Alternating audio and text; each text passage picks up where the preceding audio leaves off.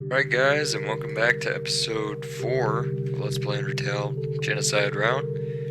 Last episode, if I'm correct, I think that was the episode where we killed Papyrus, which is a pretty big deal, and I don't know, I might be thinking back a couple episodes, I can't exactly remember. It's been a while since my last recording session.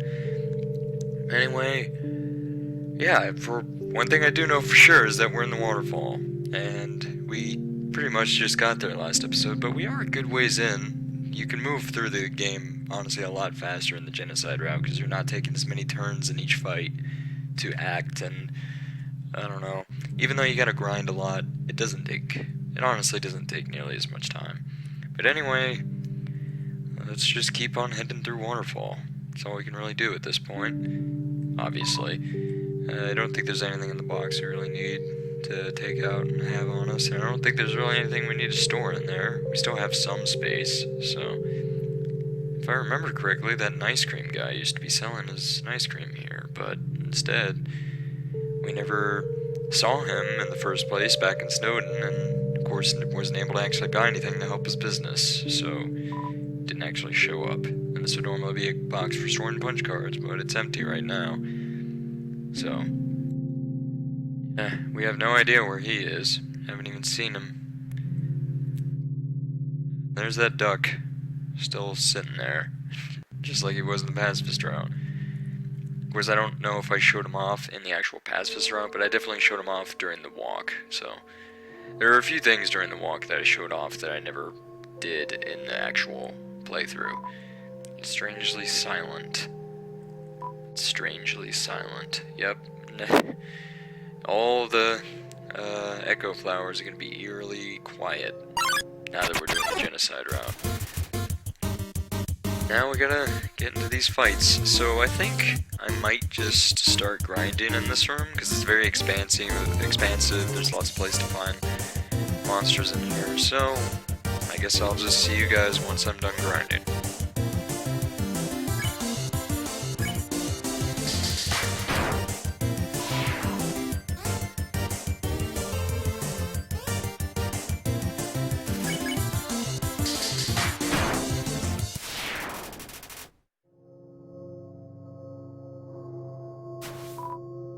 And quick update in the middle, not even the middle, but just before the rest of the grinding montage, I actually found the ballet shoes in this piece of tall grass. I also don't remember if I found those in the pacifist route, which didn't really matter then because I wasn't using attack items, but this time I am, so it's gonna be very useful. Anyway, get going and continuing on with the grinding montage.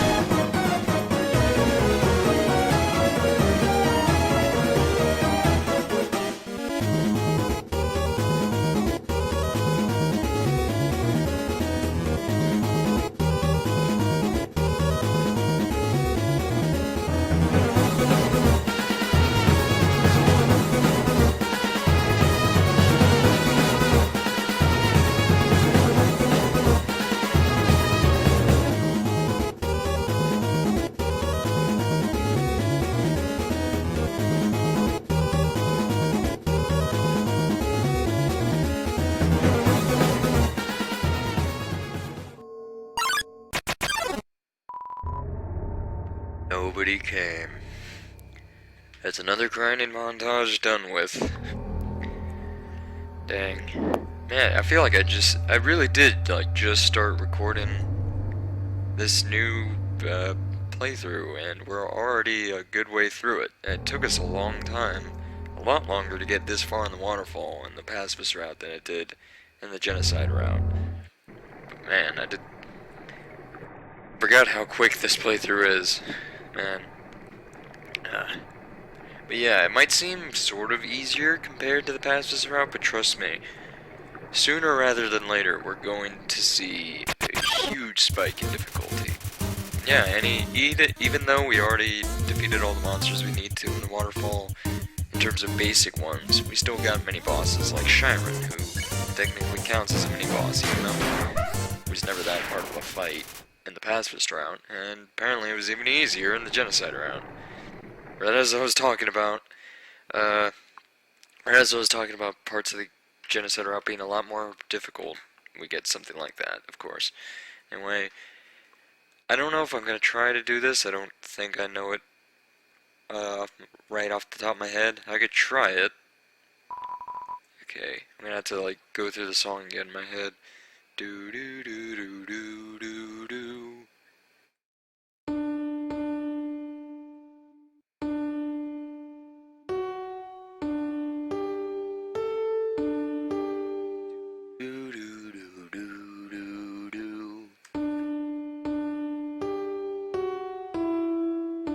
I'm not gonna remember this.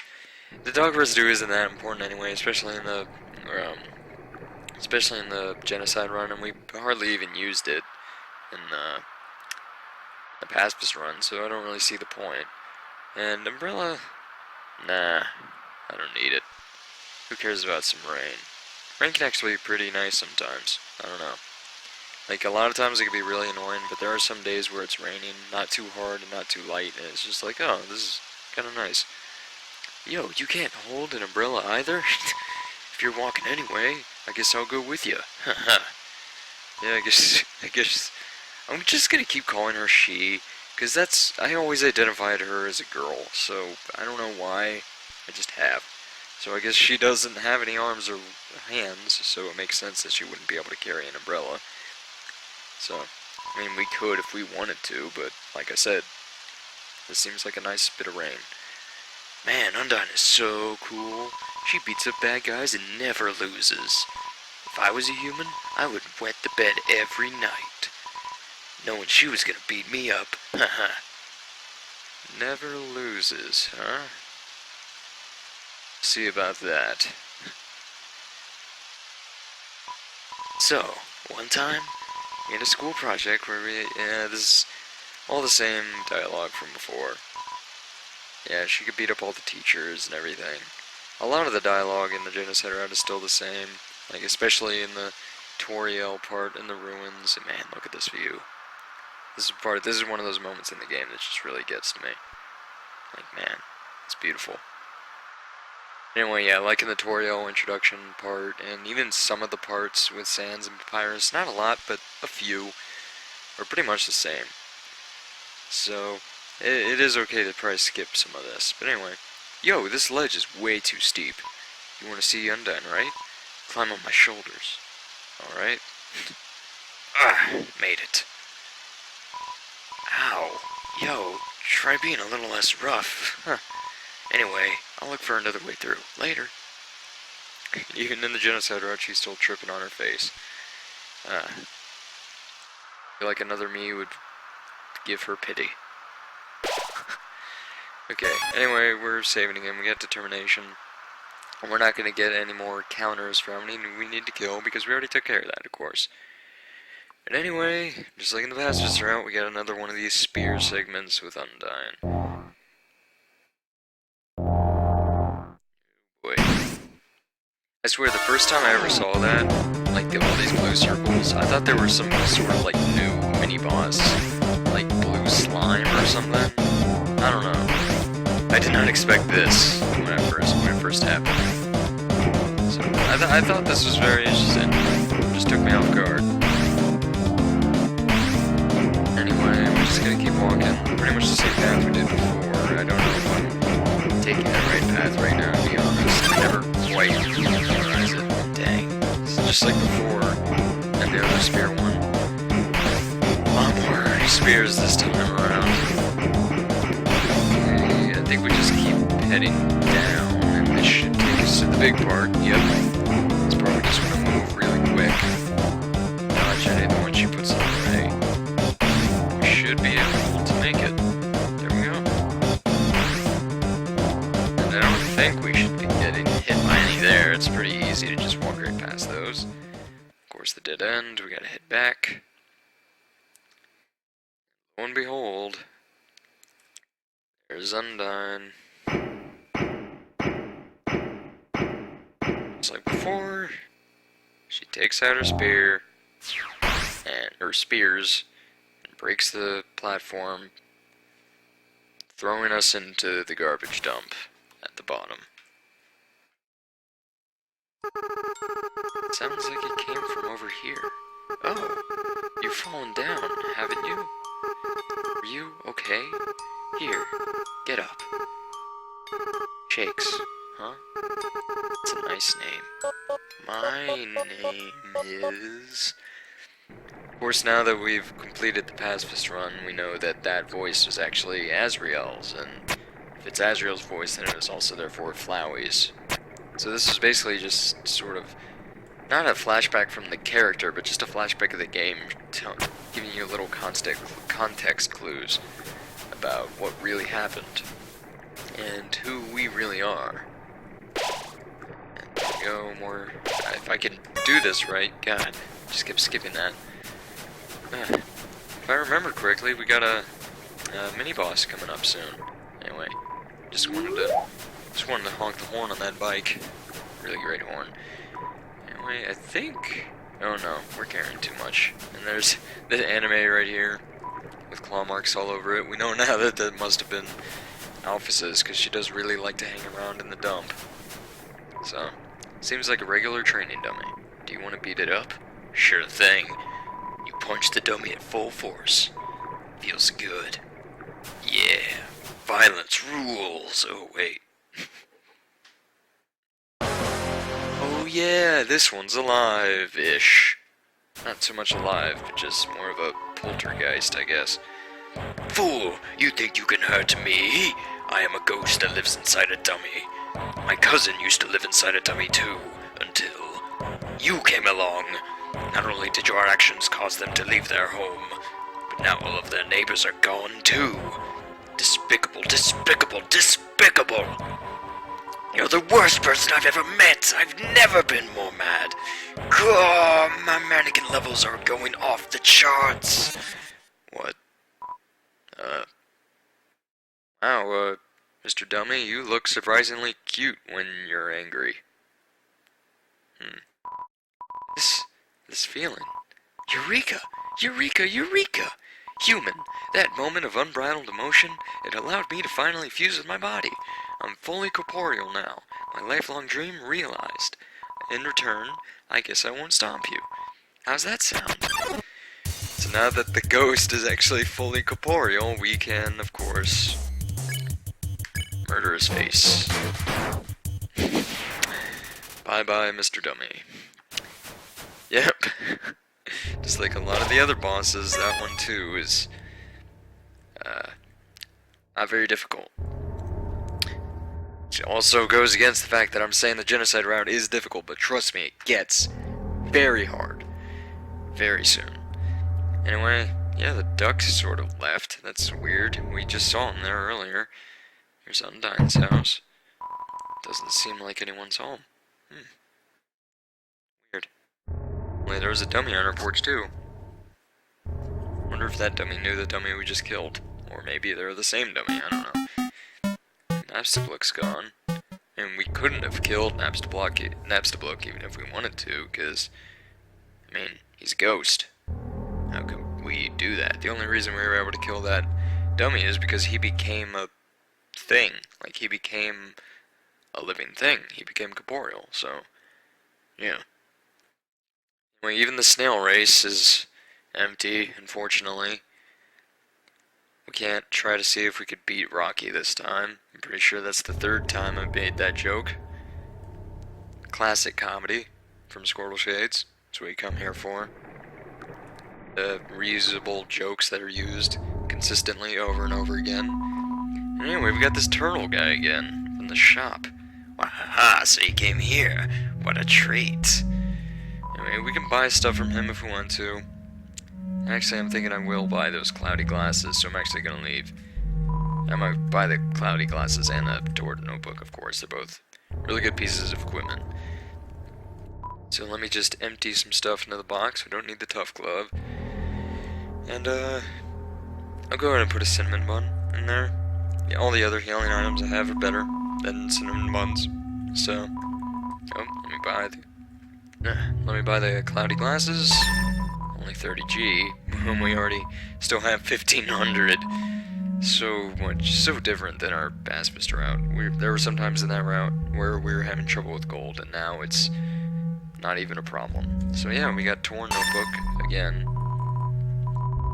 And just like last time when I bought these two, it's gonna be really nice having those two, like, extra, I don't know, buffs to our invincibility, which is really nice. Anyway, let's talk to him. He has some different options than from before. Fate. Long ago, Asgore and I agreed that escaping would be pointless, since once we left, humans would just kill us. I felt a little betrayed when he eventually changed his mind. But now, I think maybe he was right too.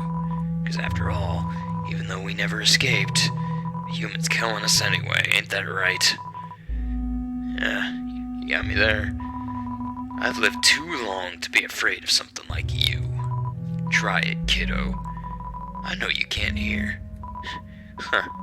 Knowledge like that is the only reason I've survived so long. So he knows we can't kill him because we're in the shop menu. Smart guy. Yeah? Fight you? Nah, I'm not a hero. Never was. Besides, those old bones aren't fit for fighting anywho. One attack from you and then I'd, well, at least by talking to you, I bought enough time for some of them to escape. I guess he's right there. Who am I kidding? Nobody can escape our wrath. God, I feel like a jerk. I'm not a hero, but I know there's someone out there. Someone who will never give up trying to do the right thing, no matter what. There's no prophecy or legend about anyone like that. It's just something I know is true. That someone like that will strike you down. Honest, I haven't met anybody like that, but I'm looking forward to it. I've been needing a good hero to give me some competition. Now let's equip these really helpful items. And of course, this isn't the upgraded phone from Dr. Alphys, so we're not going to have enough room to carry any more stuff pretty soon. But thankfully, we're getting pretty close to Temmie Village, so we'll be able to sell a bunch of stuff. But nobody came, yada yada yada. We've seen that message plenty of times by now. No reason for me to keep reading it. Yeah. Okay, yeah, when I said we were close to Temmie Village, I wasn't lying. We're actually really dang close. So that'll help us get a load off of our inventory. It is getting super crammed. We definitely need to empty it soon. Anyway, we gotta head up here before we can go to Temmie Village. So we can light up the path there. And I don't know if you can take the path when it's not lit up. You probably can. Just, I don't know. I don't want to sit there like an idiot trying to look for it in the dark. Like, waste time. When I could just light it up and make it easy. No? Yeah. Anyway, we're on the path there, so here we go. Maybe the Temmies are still here. I should have guessed that they wouldn't be. Well, hopefully the shop owner is still here.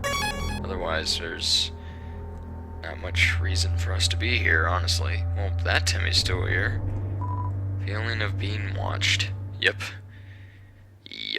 definitely. Anyway. Oh, hi! Welcome to the Tim shop! Yep, they're still here, and if you're wondering, since we have all this gold, hey, it would be easy to send Temmie to college, right? No.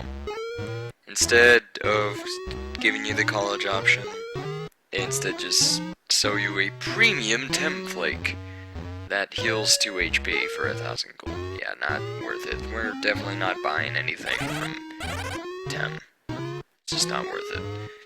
Anyway, let's sell some stuff. Also, I noticed this recently, in the abbreviated, like in the menu for the butterscotch pie, it says Butts Pie, and I'm an immature person, so I find that incredibly hilarious.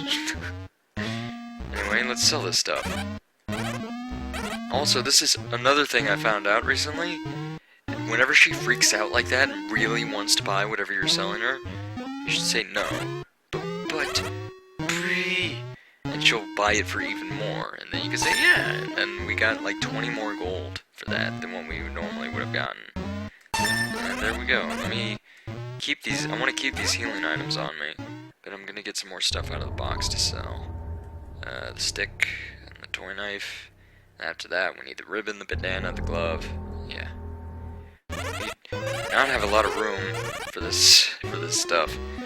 I don't think I've even used a healing item yet, which is kind of crazy now that I think about it. But trust me, we'll definitely be able to be needing to use those very soon, like I've been saying. Very, very, very soon. Boy. I love the Temmie village. I'm really there's some things about the Genocide route that disappoint me a bit, because I don't get to see some of the monsters, like the Temmies. You don't get to talk to any of them. A bunch of the fights are cut short because you have such a strong intention to kill that it only takes one hit. But still, I do like this route for the amount of craziness and plot that gets thrown in. And like extra little bits of clues to how this world really works and what's really going on with the player, you know. It's really interesting stuff, and it gets really deep. And you thought the pacifist route was meta? Oh boy, you do not even know. And by the way, all the talk options were the same with Temmie. She just says like, yay, come to Tech Shop, and I'm Temmie. Which is great and all, but kind of a waste of time, honestly. Anyway, now we'll keep heading through the waterfall like we've been doing, obviously. I say that a lot, obviously. Right, because I say a lot of obvious things, just because I'm trying to find stuff to talk about, because that's what you do when you commentate. You find random things to commentate and mull over, because that's what you gotta do. Because when you have little awkward moments of silence, it gets super awkward. Almost just as awkward as it is talking about your own commentary, you know? You know firsthand how awkward that is to listen to, because you're listening to it right now. And I'm sure that everybody who's listening to this is thinking, wow, this guy's an idiot. Why is he talking about his own commentating strategies? Why? They're like, dude, seriously, stop talking about your job, just do it. Like, even though this is my job, I'm just starting out, why would this be my job? What?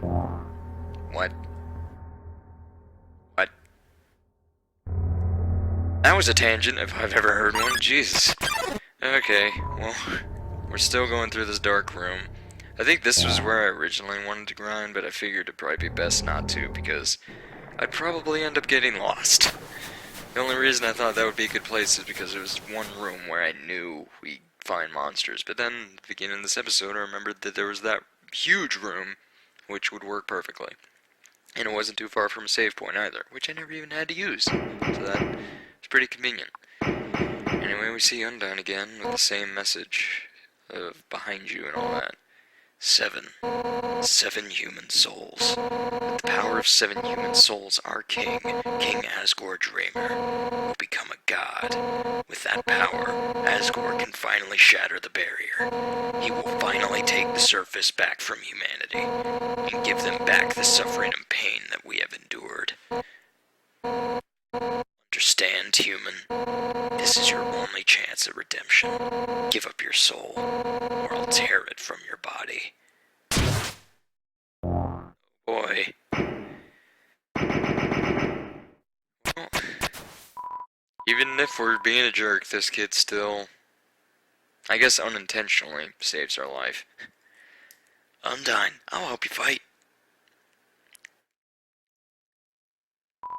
Yo, you did it. Your Undyne is right in front of you. You've got front row seats to her fight. Wait, who's she fighting?